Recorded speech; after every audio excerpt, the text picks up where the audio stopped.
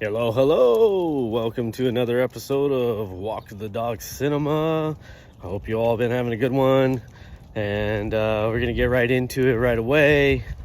Today, I was still working on romance movies. And today I'm going to talk about The Vow from 2012 with Channing Tatum and Rachel McAdams. It's based on a true story about a couple who have a tragic car accident. Well, tragic in the sense no one dies, but really bad car accident. And Rachel McAdams plays the fiance of Channing Tatum. She goes through the front windshield and loses her memory for the last 5 years. And so when she finally does wake up from a coma, she's lost a lot of her memory and all the time that she's been with, it was her husband, Channing Tatum, and has to kind of rebuild her life. So that's kind of the premise. And the true story, it is based off a true story. I kind of looked up the true story, and there's obviously differences, but it is kind of an interesting premise, and there's truth to it, what happened and how the real couple dealt with his wife having memory issues. And so again, I'm going to be getting into spoilers from here on out, talking about this movie. And so if you've never seen it and you don't want anything spoiled, I'd stop now. Otherwise, continue on and we'll have a discussion. First and foremost, I just want to say that I wouldn't call the movie great, and there's reasons for that. Kept my interest. Movie doesn't inherently drag or anything like that, but there are some really frustrating issues with the movie within it. And as a viewer for myself, you really only have two characters that you're kind of following, the husband and the wife, and they really make the wife rather unsympathetic. That's Rachel McAdams. I don't know if it's more inherently a script choice than the acting choice. The situations that they put the Rachel McAdams in as the wife become highly frustrating to watch and deal with.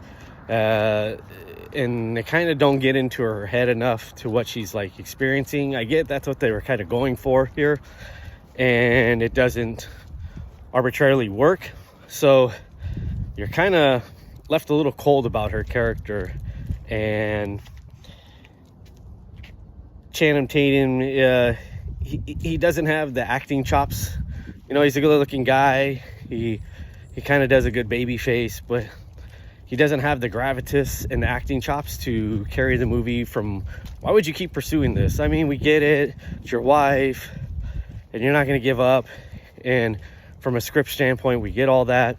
But, you know, you start off with this harrowing accident, and it's filmed rather interesting. We get a slow motion of her getting sent through the window because she takes her seatbelt off, and you know, it's a shocking thing that happens. And then they wake up in the hospital. She doesn't remember. And then suddenly her parents show up, and we know that there's dark secrets there. When that revelation comes, it was inherently the husband had cheated on Rachel McAdams, you know, his wife, with Rachel McAdams' best friend. And that was kind of the crux as to where they don't talk anymore, hadn't talked for 5 years.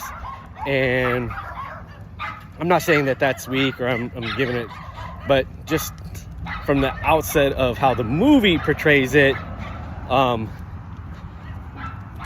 Sam Neill, who's the dad, it's kind of like, it's a little over the top, because inherently it's set up that the dad is more manipulative and controlling. And then by the end, that's not inherently the case. He is trying to, I guess, make up for his indiscretions, or he's scared that the indiscretion's gonna steal his daughter away from him, and they kind of play with it and all that, and it's all kind of muddled and just all over the place within that. And so there's a sequence where she's talking to the dad and going on about it, and it's supposed to be rather emotional. Sam Neill does a great job with what little he's given there, but and Rachel McAdams tries, and the acting's fine in the scene. It's just there's just no emotional resonance in that sense, because we kind of don't believe the dad was ever trying. Like, it doesn't set it up in any way. It still just kind of comes at, I mean, you figure out they were manipulating her because she doesn't remember. So it's like, great, we'll put our family back together, and they don't want her to heal because of that. So like I said, the message is rather muddled, and the husband knows about all that, but he doesn't want to cheapen the fact that she could have this second renewal with her family to forego that and get his wife back, because she remembers her previous life only and how great it was when it really wasn't, and so like the messaging and all that is just kind of distasteful a little bit, and so it kind of hurts the movie. So the movie, I wouldn't say it's a complete waste of time. Like I said, the movie moves.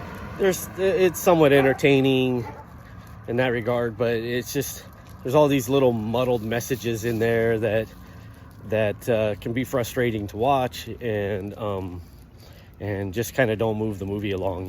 It moves it along, I should say. Just movie could have been so much better if they kind of got a clear idea where they were going to go with things and kind of stick to that. Like I said, Rachel McAdams' character, she sees videos of her wedding vows to the husband, and they literally in the movie just make her slough it off like, I don't remember it, oh well. And you're just like, wow, that's kind of cold. And she doesn't talk to her old friends. She just talks to her new friends or old friends. You see, that's what I mean, gets muddled. So she doesn't talk to her friends at the beginning of the movie from her old life with her family. She kind of gave that up, became an artist where she was going to become a lawyer. We find that all out. And through her artistry, she has a group of friends that she just literally blows off. They don't really situate themselves with that in the movie. And she just goes back to her old friends like nothing ever happened. And of course, her old friends are all just like, yay, oh, we're such great sorority girls. And then they don't ever touch upon that she hasn't been in their life for 5 years, and they're just okay with it. And it's just these weird little incongruencies that just really just don't make the Rachel McAdams character very sympathetic. And so when you're amnesia person and is not as sympathetic as they need to be, you kind of stop rooting for them, and then you wonder, like, why is Chaden Tanning chasing after her so much? Except that it's Rachel McAdams, right? She's pretty, and that's pretty much it. And it does set up in there and talk about how she was effervescence and all these things, and she's no longer like that. And I get that, and they're showing that. But, you're going to set up this ending where you're going to hopefully have hope, and you ultimately don't care about this character. So, because she's not even trying to get back to that person. She just accepts her, like, waspish yuppie state, and it's really, I'm not dogging that per se, but within the context of the movie, it does dog that kind of look at it. And so, again, the confusion of that, and any screenwriters out there, this would be a good movie to watch, where you have ideas set up in the beginning and you don't follow through on them, and then you get really muddled with the characters. It's okay, be concise. It's okay to sit in these avenues of that, well, this is too cliche, I want to get out of the cliche. Well, then you better set up the not cliche, right? So I mean, I if I was to show this movie, this would be a what not to do from a character standpoint for sympathy and showing that kind of stuff. Kind of almost like screenwriting 101 not to do. I don't think it was, I mean, it's directed just fine. There's great vistas and shots. Like I said, the acting is adequate. There's moments where, like I said, Chaden Tanning, he does an okay job. He looks good. You feel bad for his character. There's nothing to not feel bad. But when it really needs the emotional punch, he can't deliver. And that's too bad. Though he tries. And you do care for his character very much so. He's a good guy, and he's a sensitive guy, but he's a masculine guy, and there's all these things within him. And like I said, he's a good guy, so you do hope for him in that regard. And the other crux of it is and just like in real life, the wife never got her memory back, but she ended up staying with the husband and having 2 kids. After the movie was made many years later, that couple ended up breaking up after 25 years of marriage. That's too bad, supposedly from infidelity. But within the scope of the movie, it only touches upon that moment when they kind of reconcile, because they do get a divorce in the movie, which didn't happen in real life. But she kind of rediscovers her effervescence, her kind of personality a little bit more. And she kind of marries the 2 personalities together a little bit more, in the sense that she's not as free-spirited as she used to be before the accident, and so she has some of her revertisms to being a little bit stuffy in that sense, and she finds that perfect balance in her life, and decides to kind of renew what she had with Channing Tatum.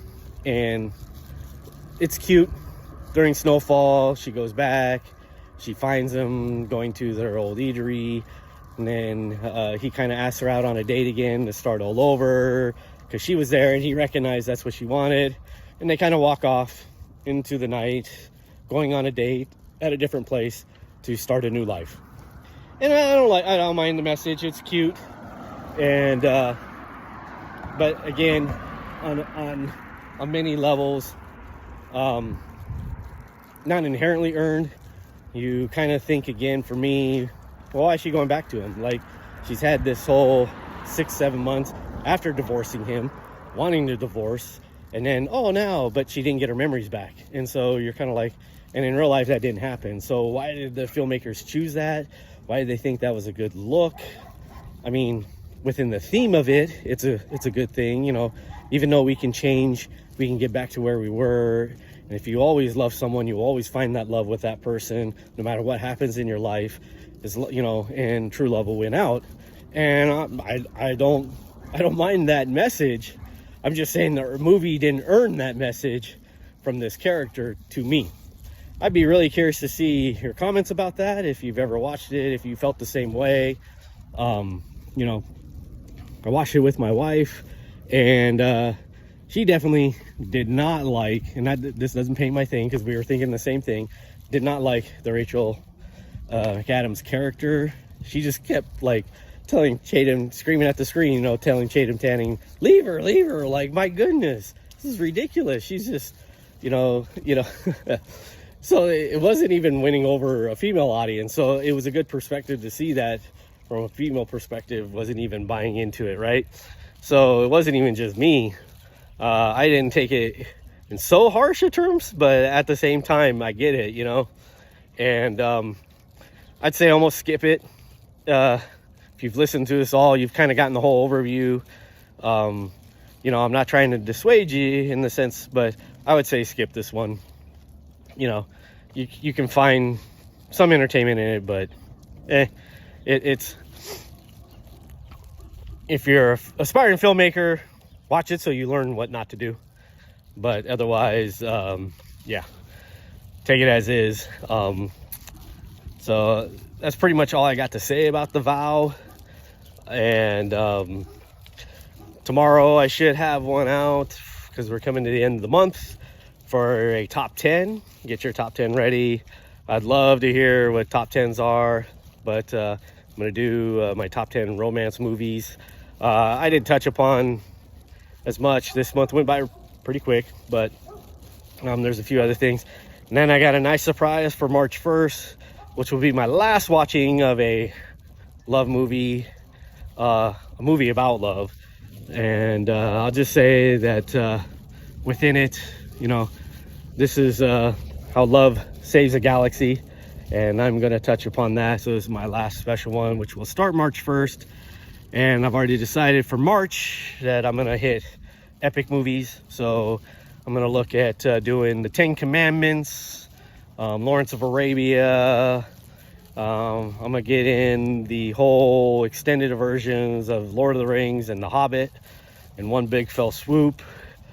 A few other movies I'll check out. Oh, I want to do Red Cliff, John Woo. That's like 5.5 hours long. So those are the ones I'm hoping to touch upon in March. March is a long month, so try to get all that in. It's a lot of watching. But yeah, March is epic movies. So if you're following along and you're taking this, start finding epic movies for yourself for March, and hope you join along. Again, subscribe, join the community, and I really do want to hear from people and see what they say about this stuff. It'd be interesting, and love to hear from you all. So have a good one and take care.